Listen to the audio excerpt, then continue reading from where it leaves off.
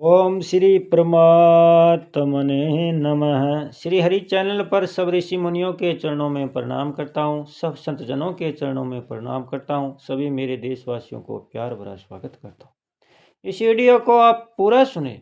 इस वीडियो को सुनने वाले मेरे देश के हर कोने में घरों में बैठी माताएं के चरणों में मैं चरण स्पर्श करता हूँ। बहनें व भाइयों को प्यार एवं नमस्कार। यह वीडियो श्री कृष्ण अर्जुन संवाद का है। जब महाभारत युद्ध में अर्जुन धर्म संकट में था, तनाव में था, चिंताओं से घिर गया था, कोई निर्णय नहीं ले पा रहा था, थर थर काँप रहा था, तब भगवान श्री कृष्ण के शरण जाने में उसने हाथ जोड़ के विनती की। तब भगवान ने गीता का उपदेश दिया, धर्म संकट से बाहर निकाला और अंत में विजय श्री का ताज भी पहनाया। इसलिए यह वीडियो सुनने मात्र से ही मानसिक तनाव, चिंताग्रस्त शारीरिक तनाव से मुक्ति मिल जाएगी।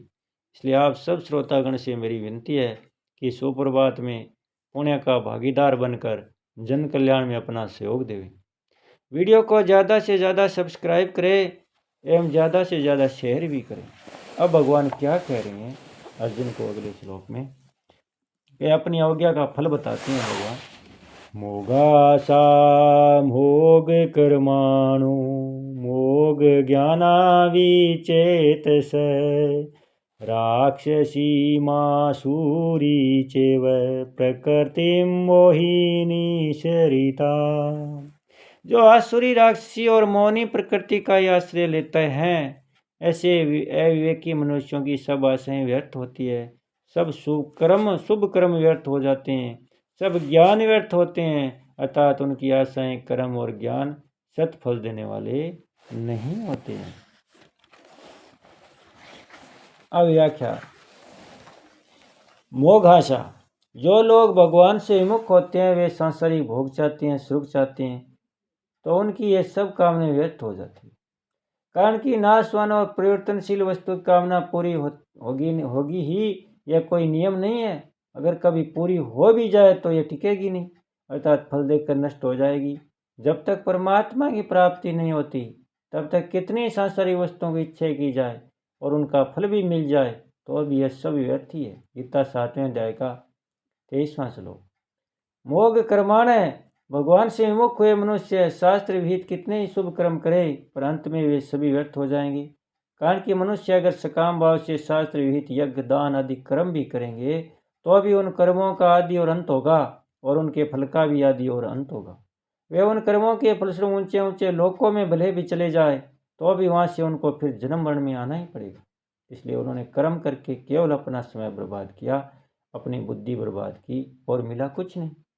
अंत में रीते के रीते रह गए, अर्थात जिसके लिए मनुष्य शरीर मिला था उस लाभ से सदा ही रीते रह गए। इसलिए उनके सब कर्म व्यर्थ निष्फल ही है।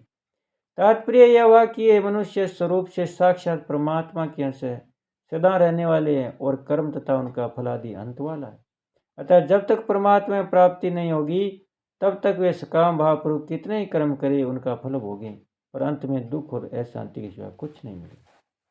जो शास्त्र विहित कर्म अनुकूल परिस्थिति प्राप्त करने की इच्छा से सकाम भावपूर्वक किए जाते हैं, वे ही कर्म व्यर्थ होते हैं, अर्थात सत फल देने वाले नहीं होते। परंतु जो कर्म भगवान के लिए, भगवान की प्रसन्नता के लिए किए जाते हैं, जो कर्म भगवान के अर्पण किए जाते हैं, वे कर्म निष्फल नहीं होते, अर्थात नाशवान फल देने वाले नहीं होते, परंतु सत फल देने वाले हो जाते हैं। कर्म चैव तदर्थ्य सदिते व भी धीयते। गीता में 17वां अध्याय का 27वां श्लोक। 17वें अध्याय के 28वें श्लोक में भी भगवान ने कहा कि जिनके मेरे में श्रद्धा नहीं है, अर्थात जो मेरे से विमुख है, उनके द्वारा किए गए यज्ञ, दान, तप आदि सभी कर्म असत होते हैं, अर्थात मेरी प्राप्ति कराने वाले नहीं होते। उन कर्मों का इस जन्म में और मरने के बाद भी परलोक में स्थायी फल नहीं मिलता, अर्थात जो कुछ फल मिलता है विनाशी ही मिलता है। इसलिए उनके वे सब कर्म व्यर्थ ही है। मोग ज्ञाना, उनके सब ज्ञान व्यर्थ है। भगवान से विमुख होकर उन्होंने संसार की सब भाषाएं सीख ली, सब लिपियां सीख ली, तरह तरह की कलाएं सीख ली, तरह तरह की विद्याओं का ज्ञान प्राप्त कर लिया, कई तरह के आविष्कार कर लिए, अनंत प्रकार के ज्ञान प्राप्त कर लिए, पर इससे उसका कल्याण नहीं होगा, जन्म मरण नहीं छूटेगा। इसलिए सब ज्ञान निष्फल है। जैसे हिसाब करते समय एक अंक की भी भूल हो जाए तो हिसाब कभी सही नहीं आता, सब गलत हो जाता है। ऐसे जो भगवान से विमुख हो गए, वे कुछ भी ज्ञान संपादन करे वह सब गलत होगा और पतन की तरफ ही ले जाएगा। विचेत से उनको सार ऐसा नित्य नित्य लाभ हानि करते हुए मुक्ति बंधन आदि बातों का ज्ञान नहीं है। राक्षसी मासूरी वह प्रकृति मोहिनी श्रीता, जो मनुष्य अपना स्वार्थ सिद्ध करने में, अपनी कामना पूर्ति करने में, अपने प्राणों का पोषण करने में लगे रहते हैं, दूसरों कितना दुख हो रहा है, दूसरों कितना नुकसान हो रहा है, उसकी परवाह नहीं करते, वे आसुरी स्वभाव वाले होते हैं। जिनके स्वार्थ में कामना पूर्ति में बाधा लग जाती है, उनको गुस्सा आ जाता है और गुस्से में आकर वे अपना स्वार्थ सिद्ध करने के लिए दूसरों को नुकसान कर देते हैं, दूसरों को नाश कर देते हैं, वे राक्षसी स्वभाव वाले होते हैं। जिसमें अपना न स्वार्थ है, न परमार्थ है और न वैर है, और फिर भी बिना किसी कारण के जो दूसरों नुकसान कर देते हैं, दूसरों को कष्ट देते हैं, जैसे उड़ते हुए पक्षी को गोली मार दी, सोते हुए कुत्ते को लाठी मार दी और फिर राजी हो गई, वे मोहनी स्वभाव वाले होते हैं। परमात्मा से विमुख होकर केवल अपने प्राणों के रखने की अर्थात सुखपूर्वक जीने की जो इच्छा होती है, वह आसुरी प्रकृति है। ऊपर जो 3 प्रकार की प्रकृति आसुरी, राक्षसी और मोहनी बताई गई है, उसके मूल में आसुरी प्रकृति है, अर्थात आसुरी संपत्ति सबका मूल है। एक आसुरी संपत्ति के आश्रित होने पर राक्षसी और मोहनी प्रकृति भी स्वाभाविक आ जाती है। कारण की उत्पत्ति विनाशील पदार्थों देह होने से सब अनर्थ परंपरा आ जाती है।